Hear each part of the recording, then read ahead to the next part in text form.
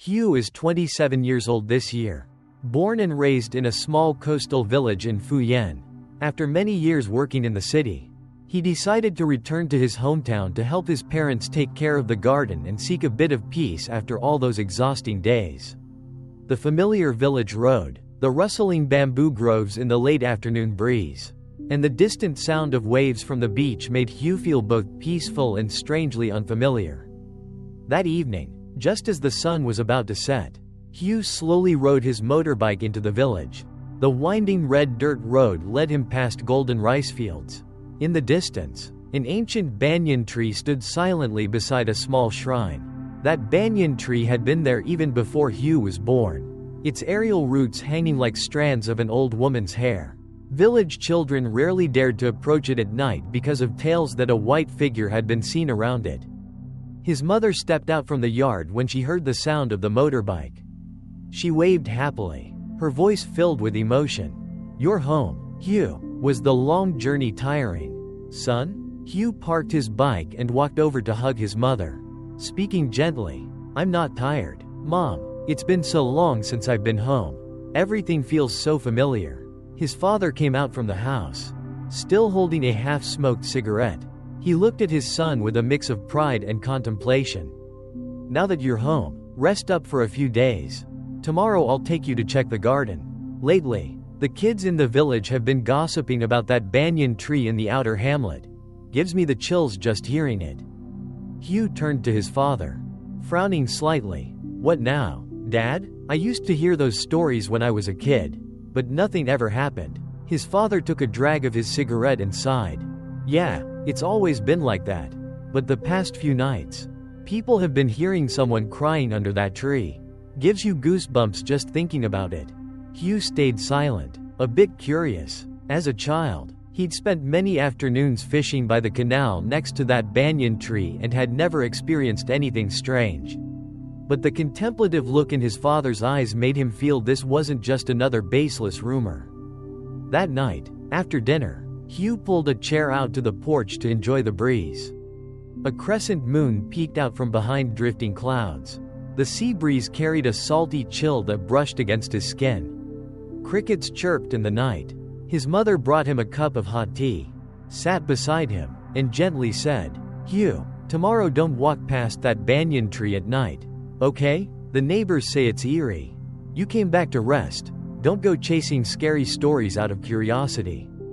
Hiếu smiled to reassure her. "I know, Mom, don't worry. I'm not a little boy anymore." But when the night fell completely, a chorus of barking dogs erupted from the outer hamlet. The wind whistled through the bamboo, sounding like someone sighing. Hiếu lay in bed, restless. In his mind, he kept seeing that lonely banyan tree standing in the middle of an empty road, bathed in patchy moonlight. Unable to suppress his curiosity, Hiếu put on a light jacket and quietly opened the door to step outside. The dirt road leading to the outer hamlet was pitch dark, lit only by the dim moonlight. Pebbles crunched beneath his feet with every step.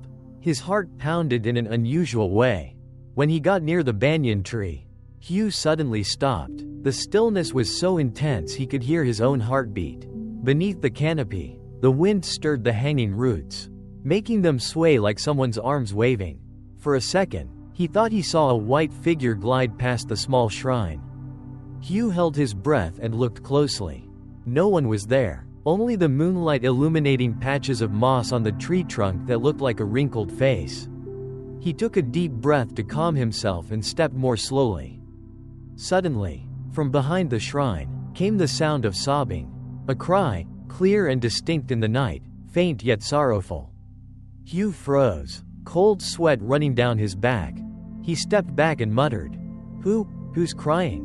The crying abruptly stopped, and silence returned. The rustling banyan leaves sounded like whispered voices. In that moment, Hiếu felt like someone was standing right behind him. He spun around, but only saw the empty road. Hiếu swallowed hard, his heart racing. He quickly turned his motorbike around and sped off, not daring to look back. Once home, he shut the door tightly. Sweat still clung to his skin, his breath coming in gasps. His mother, hearing the commotion, came out with concern. "Where did you go at this hour?" Hiếu, your face is pale. Hiếu forced a smile, his voice shaky. I just went out for some fresh air. It's nothing, Mom. But back in his room, the image of that banyan tree and the crying in the night continued to haunt him. He knew this trip home might not be as peaceful as he had once thought.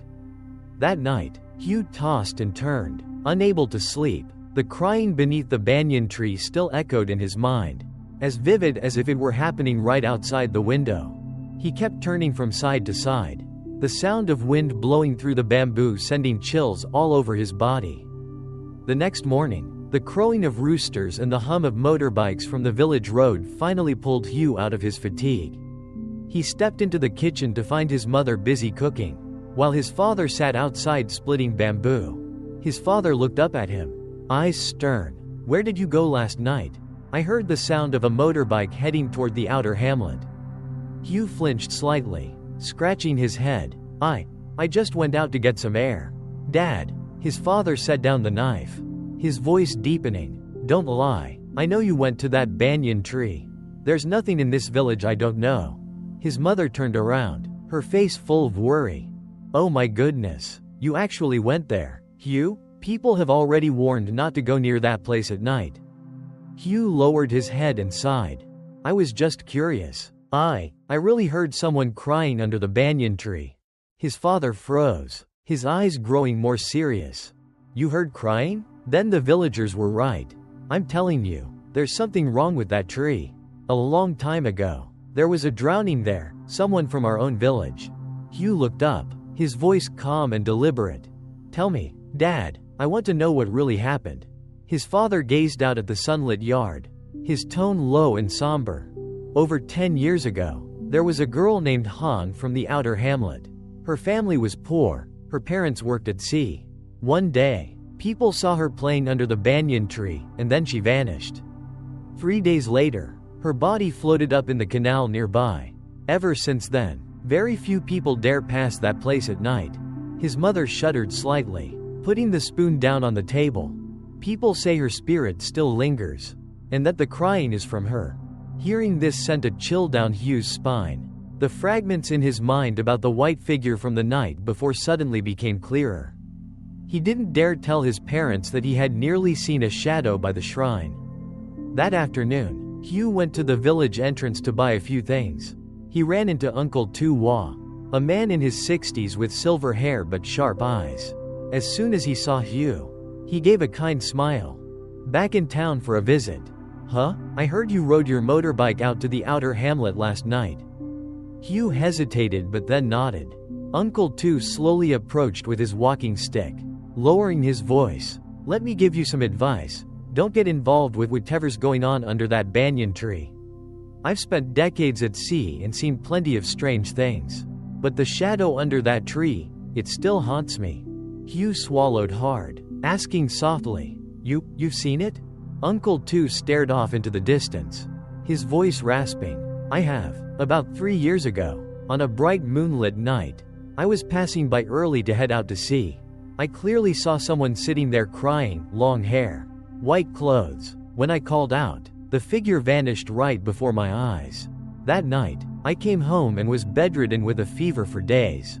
Hearing that made the hairs on Hiő's neck stand up. The lingering fear from the night before hadn't even faded, and now this first-hand account only made the heaviness in his chest grow. He forced a polite smile, nodded goodbye to Uncle Tu, and headed home. That evening, a light rain began to fall. The sound of raindrops drumming on the tile roof mixed with the earthy scent of damp soil filled the air. Hiếu sat on the porch, staring at the rain, his mind in turmoil. He thought about the girl named Hạnh, about the crying in the night, and about the serious look in his father's eyes. As night fell, the rain continued softly. In the midst of the drizzle, Hiếu once again heard dogs barking from the outer hamlet. The barking dragged on, urgent and unrelenting, as if something, or someone, was moving through the empty road. Hiếu stood up and walked into the yard, looking toward the banyan tree. Through the light rain and faint moonlight, he saw a white figure gliding down the dirt road, moving so gently it seemed not to touch the ground. The figure stopped at the base of the banyan tree, then slowly turned to face him.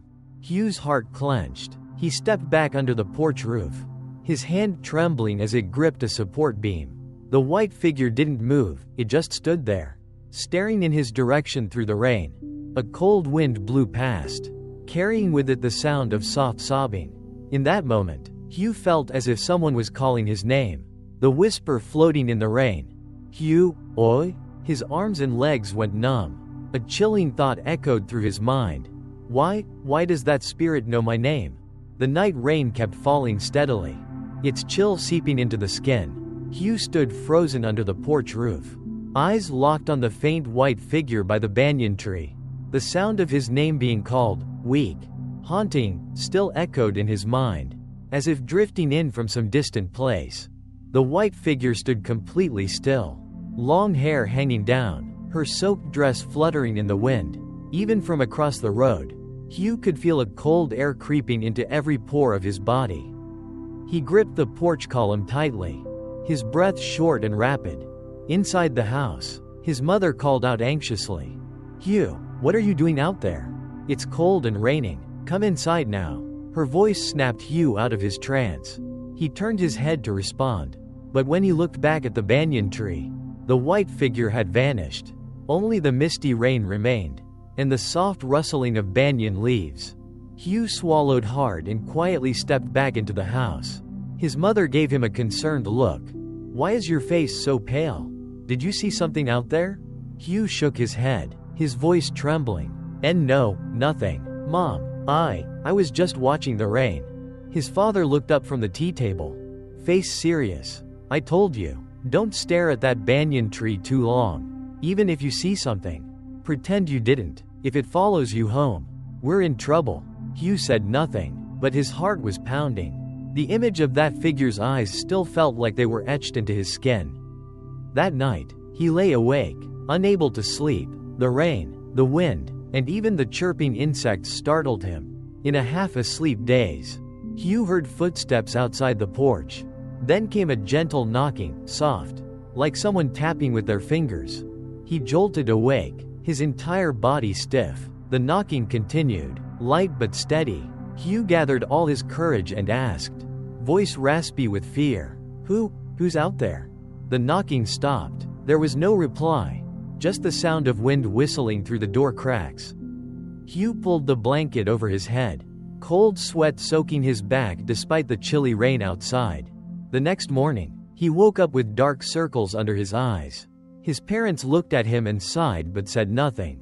When Hugh stepped into the yard, he saw faint footprints on the wet ground, small and round, stretching from the gate all the way to the porch, then disappearing. He stood there silently for a long while.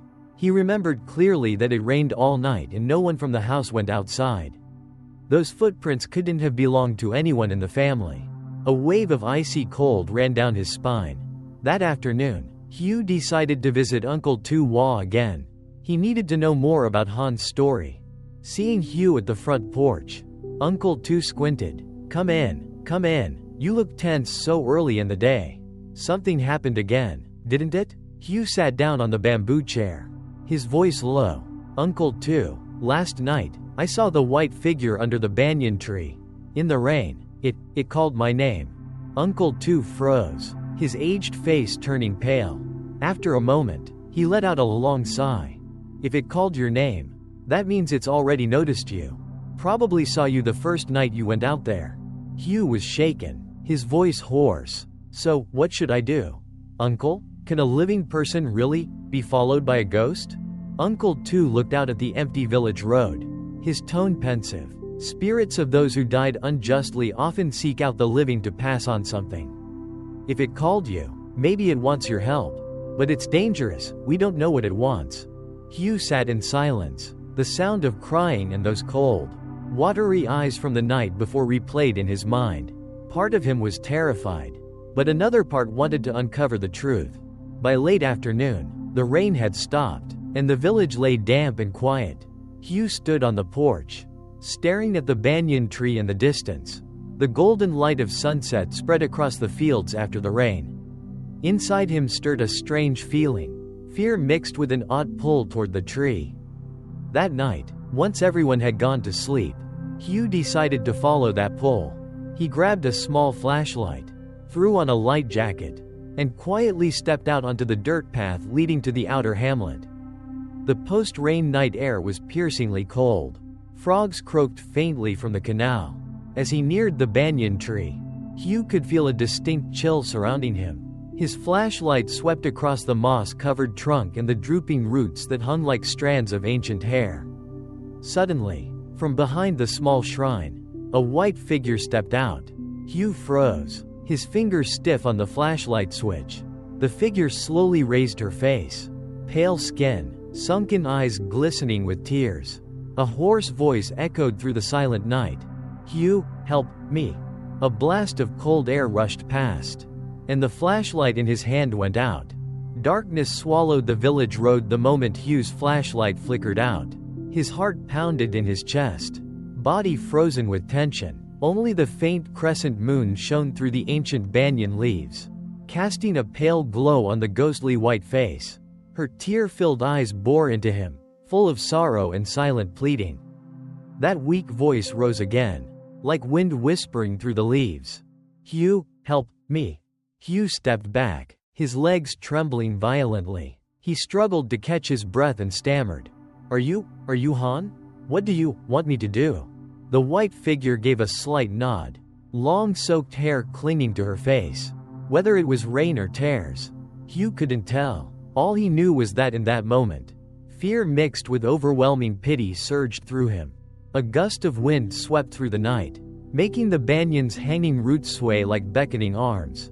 The white figure slowly stepped backward behind the shrine, her faded hand lifting as if to motion for Hiếu to follow. Hiếu swallowed hard, hesitated for a few seconds, then cautiously stepped forward. His palms were icy cold, each step growing heavier. When he was just a few feet from the shrine, the white figure stopped. Her hoarse voice echoed out, "Beneath the ground, find me." With those final words, she faded into the night mist, leaving behind a wet courtyard and the earthy scent of rain-soaked soil. Hiếu stood rooted to the spot, heart racing, ears ringing amid the soft chorus of insects. He looked around. The outer hamlet was completely still. Only the sound of wind and droplets falling from the banyan leaves remained. Hiếu took a deep breath and rushed home, mind reeling. When he arrived, his mother was already awake, the yellow porch light casting worry across her face. "Hiếu, where have you been? You're soaked like a drowned rat." Hiếu stepped into the porch, trembling, his voice unsteady. "Mom, I saw her." His father, sitting in the living room, stood up instantly, face pale. "What did you say? You saw Han's spirit?" Hiếu nodded, his lips dry. "She asked me to help, told me to find her underground." The house fell silent. Only the faint sound of raindrops dripping from the eaves could be heard. His father stepped closer, placing a hand on Hiő's shoulder, voice heavy. "If that's true, her spirit hasn't found peace. She wants you to find her body, or something that was never recovered." His mother clutched Hiő's arm, frightened. "Son, maybe we should bring in a spiritual master. This isn't something simple." Hiếu looked at his father, then gazed out into the night. A strange sense of resolve was rising in his chest. He could feel the girl's long-buried injustice reaching out to him. The next morning, Hiếu told everything to Uncle Tu Wa. After hearing the full story, the old man sat in silence for a long time before nodding slowly. If she said, "beneath the ground," then there must be something hidden there. Back in the day, they searched the canal for her body, but no one ever dug around the banyan tree or the shrine. Hiếu furrowed his brows and whispered, "What do you think I should do?" Uncle Tu looked him straight in the eyes, his tone serious. "If you're determined to help her, I'll go with you tonight. But be careful. Spirits like hers aren't always gentle. Sometimes they're angry after waiting too long." That entire day, Hiếu was on edge. Not even the sound of roosters or the distant crashing waves could calm his nerves. As the sun dipped below the horizon and the sea breeze picked up, he quietly prepared a shovel, a flashlight, and a rope. Night fell, and the village was cloaked in a thin mist. Hiếu and Uncle Tu walked slowly down the dirt path leading to the banyan tree. Their flashlights lit each step, the sound of crickets and frogs blending with the wind into a chilling symphony. When they arrived, Hiếu froze. Under the dim moonlight, Han's white figure was already there beside the shrine, her long hair covering half her face. This time, she didn't cry, she simply pointed toward the base of the banyan tree. Uncle Tu took a deep breath and whispered, "Let's begin, and remember, if anything strange happens, stop immediately. Got it, Hiếu?" The two men stepped forward and began digging beneath the banyan's canopy. The shovel clinked against gravel. Dirt rustled down into the hole, their breathing quick and unsteady. The air around them was so cold, it turned their exhaled breaths into mist. After a while, Hiő's shovel struck something solid. He stopped, heart pounding, sweat beading on his forehead despite the cold. Uncle Tu bent down and cleared the soil. In the flashlight's beam, an old wooden box emerged, covered in mud and green moss. Hiő's hands trembled as he lifted it. The lid was decayed and broke open with the slightest touch. Inside was a moldy piece of white cloth wrapped around a broken comb and a faded, yellowed photograph. In that instant, the wind around the banyan tree began to howl, and from the shrine came the sorrowful sound of a woman sobbing.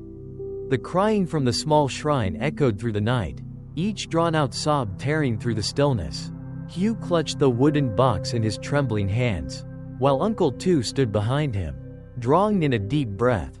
The damp earth beneath them, mixed with the scent of moss and mud, sent a numbing chill down Hiő's spine. From the shrine, the white figure stepped out once more. In the faint moonlight, her long, wet hair clung to her pale face. She moved slowly toward them, feet barely touching the ground. Her tearful eyes locked onto the box in Hiő's hands. A hoarse, faint voice echoed, "Give it back to me?" Hiếu took a deep breath to steady himself, then knelt down and carefully placed the box beneath the banyan tree. His voice shook, but it was clear. "Miss Han, this belongs to you, doesn't it? Is there anything else you want me to do?" The white figure stood still, shoulders quivering. The crying seemed to shift into soft sobs of sorrow. Then she knelt down, her faded hand resting on the box. A cold breeze passed through, and the banyan's hanging roots swayed with creaking sounds like mournful whispers from the earth. Uncle Tu watched closely, then leaned in to whisper, "I think this is what she was looking for. When something is lost with the dead, their souls can't rest." Hiếu looked at him, swallowed hard, then bowed his head and asked in a choked voice, "Miss Han, is there still something you're holding onto? I'll help you, if you need it." The white figure quietly turned back toward the shrine. Suddenly, her voice became slightly clearer, as if the wind carried it right past Hiő's ear. "I don't want to stay here anymore." As her words faded, a wave of icy air swept through, paralyzing Hiếu where he knelt. He could feel the loneliness and sorrow heavy in her voice, as if she had become a shadow no one remembered. Trapped in silence among the rice fields, Uncle Tu gently placed a hand on Hiő's shoulder, his voice low. "I think we need to set up an altar and perform a ritual to guide her spirit home. We can't let her wander any longer." Hiếu nodded, fists clenched, watching the white figure slowly disappear into the night mist. When she vanished completely, only the sounds of insects and rustling banyan leaves remained in the courtyard. The two men quietly reburied the box beneath the banyan tree and placed a few incense sticks Uncle Tu had brought. The scent of incense drifted through the cold night air, blending with the moonlight to create a solemn, sacred stillness. Back home, Hiếu was still shaken. He told his parents everything. His father was silent for a moment before nodding. "You're already involved in this, now you must see it through. Tomorrow, I'll go to Mr. Bay's place and ask him to prepare the offering. He knows more about rituals than anyone in the village." His mother remained anxious, squeezing his hand. "Be careful, son. If something clings to you, it'll be trouble. But helping a lost soul find peace is a virtuous deed." That night, Hiếu collapsed into sleep without realizing it. In his dream, he stood beside the canal near the banyan tree. Han's ghostly figure sat on a rock, looking at him with eyes full of sadness and gratitude. She spoke softly, her voice like a passing breeze. Thank you, but it's not over yet. Hiếu jolted awake, his back drenched in sweat. The morning rooster crowed outside, but the dream remained vivid in his mind. The next morning, Hiếu and his father visited Mr. Bay. The old man, with white hair and beard and sharp eyes, listened to the story, then fell into thoughtful silence before nodding. That's definitely the spirit of someone who died unjustly. You've returned her belongings, but she's still troubled. There must be something left unresolved. Hiếu asked, voice filled with concern. What should I do now to help her? Mr. Bay stepped into the yard, leaning on his cane, and looked toward the distant banyan tree. Tomorrow night, go there alone with a single incense stick. Ask her directly what she still needs. Only when the spirit speaks for itself can we find the right path. Hiếu felt a chill down his spine. He recalled Han's eyes in the dream. Her words, "It's not over yet," like a warning. A shiver ran through him, but a deeper resolve stirred in his chest. He knew he couldn't walk away now. That afternoon, the sea wind picked up again. As the sun dipped behind clouds, the sky turned gray, casting a somber hue over the rice fields. Fear mixed with curiosity churned inside Hiếu, pushing him to prepare for the coming night. When darkness fell, he brought incense and a lighter and walked alone down the dirt road to the banyan tree. The air felt heavier than usual. Even the insects seemed quieter. At the shrine, Hiếu knelt down, lit the incense, and placed it in the old holder. He pressed his palms together and spoke, his voice shaking but firm. Miss Han, if there's still something left unsaid, please show yourself. I will listen and help you. Suddenly, a gust of cold wind swept past, making the incense flare up bright red. Hiếu looked up, and this time, the white figure appeared right beside him, her wet hair clinging to her skin, her eyes dark and deep. Her voice rang out, cold as the night wind. It's not just me, there's someone else. As her words faded, a heart-wrenching wail echoed along the dark canal. Hiếu felt it, unseen eyes. More than one, watching him from behind. The night wind swirled beneath the old banyan tree, carrying with it the scent of damp earth and the moisture rising from the canal bank. Hiếu knelt before the shrine, his spine frozen stiff. The white figure of Han stood right in front of him, her eyes deep and shadowed. Her words, "There's someone else," kept echoing in his mind. Hiếu swallowed hard, his voice trembling. Someone else? Who are you talking about? Did they die here too? The white figure didn't answer right away. A cold gust blew past, making the incense stick tremble. The trickling of water from the canal and the hum of insects blended into a haunting soundscape. At last, a faint voice whispered like a breath. The one who pushed me into the water. Hiếu felt as if his heart had stopped. He stammered, "Why, you mean? You didn't fall? You were murdered?" The ghost nodded slightly. Her long hair fell over her face, and her voice mingled with the wind. "I was betrayed, and that person is still alive." A shiver surged down Hiő's back. He stepped back, hand pressing against the banyan's damp trunk. In that moment, the peaceful daytime image of the village faded, replaced by a heavy darkness and the sound of stifled crying. Hiếu steadied himself, his voice deeper now. "What do you want me to do? Tell me, I'll help you." The white figure slowly moved closer, only a single step away. The chill from her presence burned Hiő's skin. Her voice, like wind whistling through leaves, hissed, "Find him, make him pay?" Hiếu couldn't respond. On the dark dirt path, the wind kicked up leaves and dust. He could feel the raw anger in her eyes. Suddenly, dogs barked in the distance. The white figure faded into the mist, her voice trailing behind like a whisper. "Hiếu, help me." He collapsed to the ground, heart pounding wildly. His breathing was ragged, ears ringing from the tension. After a while, realizing he was alone in the silent night, Hiếu shakily stood up and made his way home. Ellipsis. The next morning, golden sunlight spread across the rice fields, but Hiếu still felt the weight in his chest. He told his parents and Uncle Tu everything. The three of them sat in heavy silence for a while. Uncle Tu rubbed his chin, speaking slowly. "If what Han said is true, then this is more serious than I thought. Everyone believed it was an accident back then. so the case was quickly buried. But if she was murdered? Hieu's father pondered aloud. 10 years ago, besides Han, there was that guy Luke who always hung around nearby.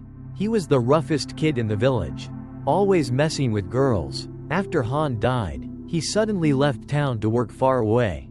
Hieu frowned. Is he still alive? Dad? His father nodded. I heard he came back a few months ago. He's staying with his uncle at the end of the inner hamlet. I think. Uncle too interrupted, voice firm. Let's not jump to conclusions. But if Han is seeking justice, then the one who harmed her is still nearby. Hieu, you need to be careful.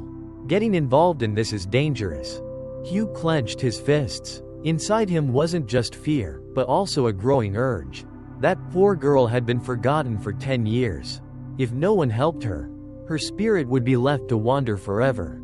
That afternoon, Hieu decided to walk down to the far end of the village. The dirt road, softened by rain, was flanked by bamboo groves and tall grass brushing his waist. He walked slowly, both observing and thinking, as he neared an old wooden house isolated from the rest of the village. He saw a man sitting on the porch smoking. The man's face was tanned and gaunt, with sharp, brooding eyes. The man nodded toward Hieu, his voice hoarse. You're Mr. Van's son, right? Back in town for a visit? Hieu nodded, trying to keep his tone calm. Yes, I'm here for a few days. Are you, Mr. Luke? The man squinted, cigarette smoke drifting across his face. Yeah, that's me. Been 10 years. No one remembers that name anymore. For a brief moment, Hieu felt an eerie chill, not from the wind, but from the man's eyes. It was the feeling of standing in front of someone hiding a dark secret. The conversation was short, but as Hieu walked away from the house, his mind was in turmoil. Han's voice from the night before echoed again in his head. Find him. That night, as Hieu lay in bed, the sea wind howled through the shutters. In the edge of sleep, he heard footsteps circling the house, then a soft tapping on the window. He shot upright, heart racing, and outside the porch, the white figure of Han stood silently. Her hand pointed straight toward the house at the end of the village. Hieu stood still in the dark room, pale moonlight filtering through the window casting a glow on the ghostly white face outside the porch. Han stood in silence, her shadowy hand pointing toward the last house at the end of the village, where Luke now lived. Hieu's heart pounded, his hand unconsciously gripping the edge of the bed. He took a deep breath, then slowly walked to open the door. The creaking hinges echoed in the still night, sending a chill down his spine. The white figure backed out into the lane, her long hair covering half her face. She tilted her head gently, signaling him to follow. Hieu stepped into the yard, his bare feet cold against the dew-drenched tiles. He whispered, voice shaking, You want me to go there, to confront him? The white figure nodded softly. The wind howled through the bamboo groves, blending with faint sobs drifting around the garden. The village path leading to the far end was pitch black, lit only by the moon and filled with a steady chorus of insects. Hieu walked slowly, each heartbeat thudding heavily in his chest. The white figure floated ahead of him, at times close, at times far, drifting above the ground. As he neared the old house, Hieu crouched behind a clump of bamboo. In the distance, the flickering light of an oil lamp glowed through the window. He heard Luke coughing, then footsteps pacing inside. The white figure turned to face Hieu. Her deep black eyes seemed to glow in the night. Her voice, barely audible, reached only him. He pushed me. The words pierced through him like a gust of winter wind. Hieu inhaled sharply, fingers tightening around a bamboo stalk. He was torn between fear and the urge to uncover the truth. Suddenly, a loud crash came from inside the house. The door swung open, and Luke stumbled onto the porch, holding a bottle of liquor. His eyes scanned the darkness, his voice raspy. Who's out there? Hieu pressed himself deeper into the bamboo, heart racing, but the white figure stood right in the middle of the path, directly in front of Luke. Strangely, Luke didn't see her. He swayed, glancing around, then muttered, Damn wind again? The ghost turned to Hieu, her voice slicing through the silence like wind through the trees. He will reveal? Then she faded into the night mist, leaving Hiếu trembling in the damp courtyard. Ellipsis. The next morning, Hiếu went to find Uncle Tu Wa and recounted everything. Uncle Tu listened in silence, then spoke with a low voice. If her spirit showed you all that, then the truth is something no one's dared to speak of, but push too hard, and it could cause disaster. The living, they can be far more dangerous than any ghost. Hiếu nodded, the weight in his chest growing heavier. He remembered Luke's eyes the night before, exhausted, but uneasy. As dusk approached, Hiếu wandered to the canal beside the banyan tree. The trickling of water sent chills down his spine. He imagined Han being pushed into those dark waters, cold, alone, lost in the night. Suddenly, from behind the bamboo, the rustling of leaves startled him. He turned to see Luke emerge, cigarette in hand, eyes narrowed and cautious. You were spying around my house last night, weren't you? Hiếu flinched but tried to remain calm. I was just passing by. The village is so quiet at night. Luke stepped closer, the stench of alcohol heavy on his breath. He squinted, voice low and threatening. Don't meddle. The banyan tree, the canal, that place isn't for you. Go mind your own business. With that, Luke turned and disappeared into the bamboo shadows. Hiếu stood still, a growing sense of dread rising in his chest. Clearly, Luke was hiding something he feared. That night, Hiếu couldn't sleep. The sea breeze slipped through the shutters, carrying a damp, musty scent. Around midnight, the crying returned, this time from the banyan tree. Hiếu jumped up and looked outside. Han's ghost stood under the tree, closer than ever before. In her hands was the wooden box from before, her eyes pleading. Her voice came through, clear and heavy with emotion. Hiếu, take me home? A strong gust of wind burst through, whipping the curtain violently. In that moment, Hiếu felt as if his entire house was being pulled into the cold, eerie air of the canal and the banyan tree. The night wind howled through the window slats, making the oil lamp on the table flicker. Hiếu stood by the window, staring at the white figure of Han beneath the banyan tree. In her arms, she still held the old wooden box, her long hair draped down, her pale face glowing with quiet desperation. Her voice rose from the dewy courtyard, soft as a breeze but clear as day. Hiếu, take me home? Hiő's heart pounded in his chest. He trembled as he slipped on a jacket, grabbed a flashlight, and stepped into the yard.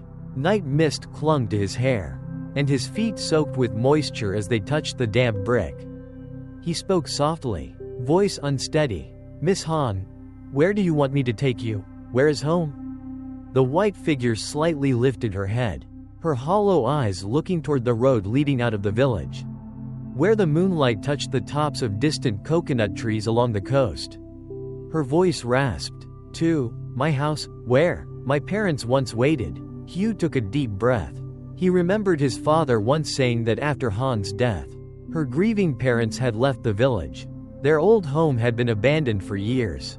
He nodded, his voice firm despite his shaking hands. All right, I'll take you home. At that moment, the wind suddenly stilled. The white figure slowly stepped back into the mist and vanished. Only the rustling banyan leaves remained, and the heavy weight in Hiő's chest. Ellipsis. The next morning, Hiếu went to see Uncle Tu Wa to discuss the matter. After hearing him out, the old man's wrinkled face showed hesitation. To bring a spirit home, we need incense, offerings, and a bit of courage. But more importantly, you need heart. Tonight, I'll go with you. Hiếu nodded. That entire day, he was restless, as if sitting on burning coals. By twilight, his father had prepared incense, a white cloth, and a few flowers. That night, the two of them quietly carried the offerings to the banyan tree. The air was thick with mist. The distant sound of ocean waves blended with the chirping of insects. Uncle Tu placed the offering tray beneath the tree, lit the incense, and whispered, Han, it's me and Hiếu. We've come to bring you home. If there's anything left unresolved, speak now. Don't wander these village paths anymore. The incense smoke curled upward, hanging under the thick canopy. Suddenly, a sharp gust of cold wind rushed through, causing the flame of the oil lamp to flicker violently. From the white mist, Han's form appeared, still holding the wooden box. Her gaze distant. Hiếu trembled as he knelt down. His voice low. "Miss Han, I will take you home." The white figure stepped closer. Stopping behind Hiếu, her cold hand rested gently on his shoulder.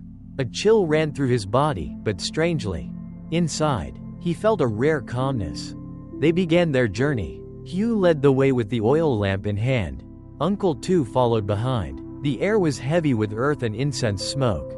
Even without turning around, Hiếu could feel her silent presence behind them. The road out of the village stretched long and empty. Rice fields on both sides shrouded in mist. Frogs croaked, and wind rustled through the bamboo thickets. Each step felt like treading through time. Finally, the old house appeared in the middle of a weedy patch of land. Its tiled roof was partially collapsed, the yard overgrown. Under the moonlight, the place looked both desolate and eerie.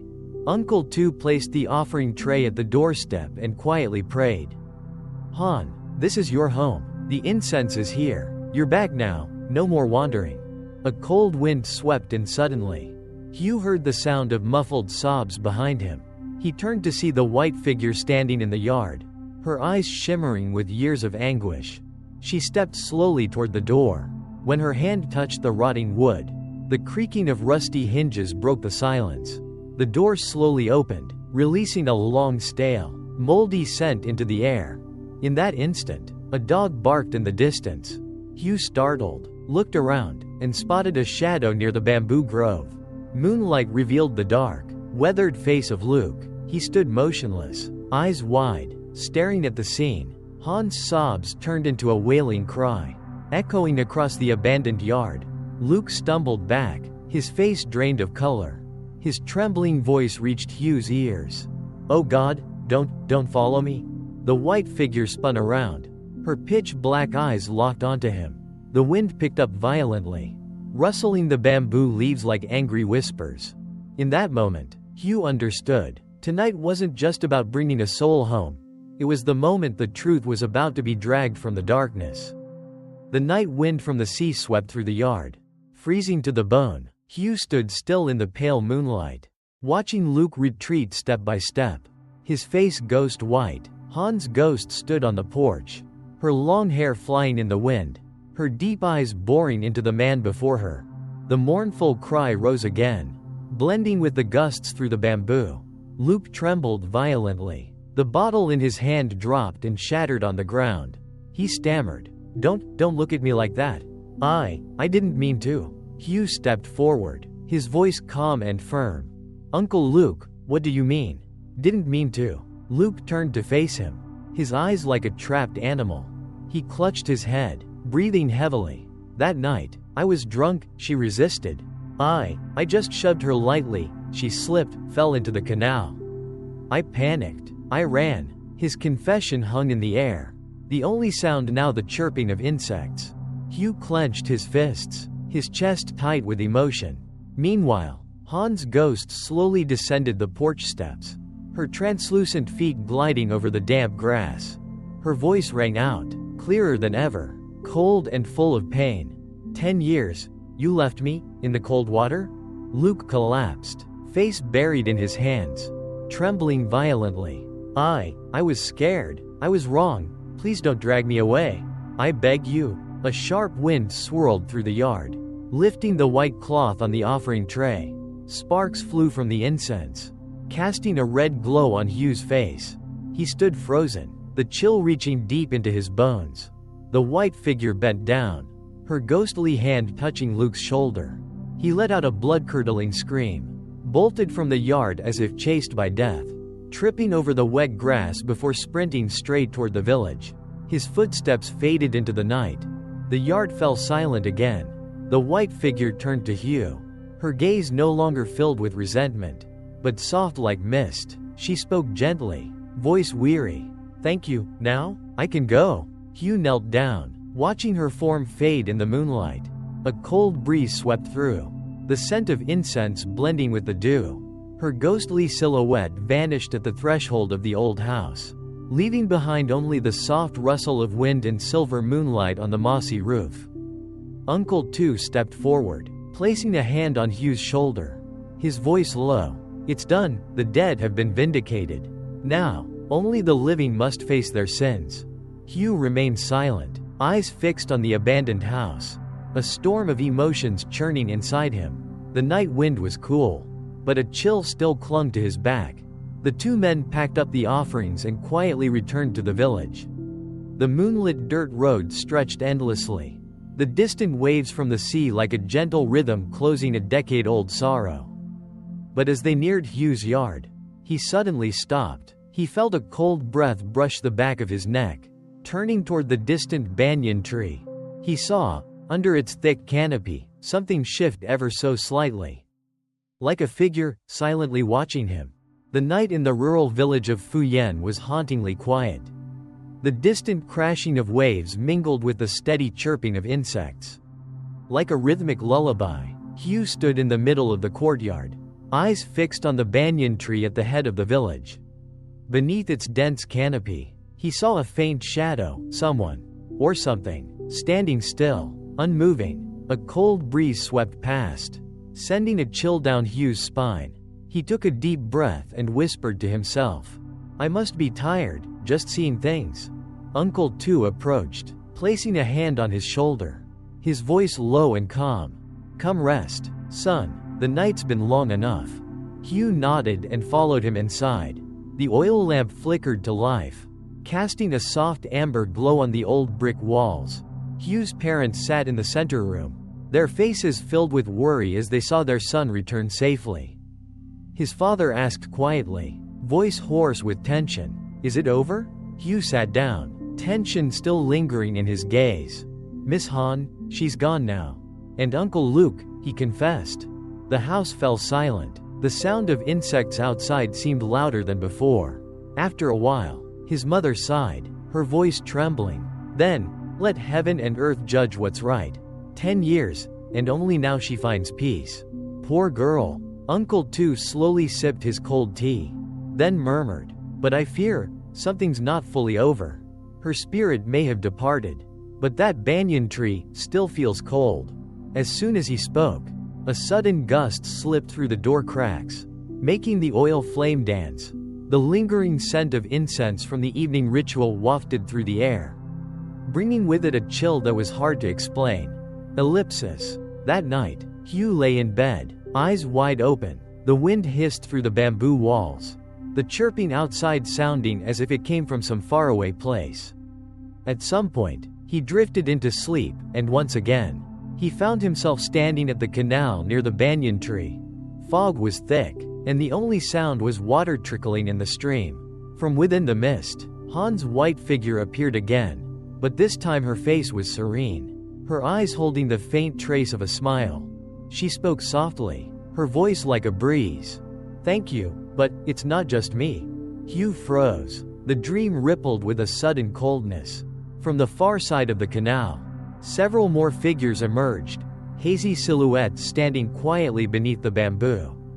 The sound of the water suddenly grew louder. Pale, ghostly hands rose from the canal, slowly reaching up, silent, steady, as if trying to draw him closer. Hugh jolted awake, his shirt soaked with cold sweat. Outside, the night wind still rustled the trees. And somewhere out there, the banyan leaves whispered his name. He stepped out onto the porch. A crescent moon hung in the sky, casting a faint light over the dirt path that led to the tree. In the distance, beneath its thick canopy, that same shadow still stood, still and silent, as if it had never left. Hugh stood motionless for a long time, listening to the night, to the wind, to the water's echo from the canal. A strange calmness mixed with unease stirred within him. The final words from his dream echoed, etched into his thoughts. "It's not just me." Outside, the village night remained peaceful. Only the ancient banyan tree stood tall in the mist, as if silently guarding secrets mankind had never dared to uncover. Ellipsis. The story ends here, leaving behind a quiet, lingering chill, as though the reader now stands before Hugh's yard, gazing toward the banyan tree, lost in the night.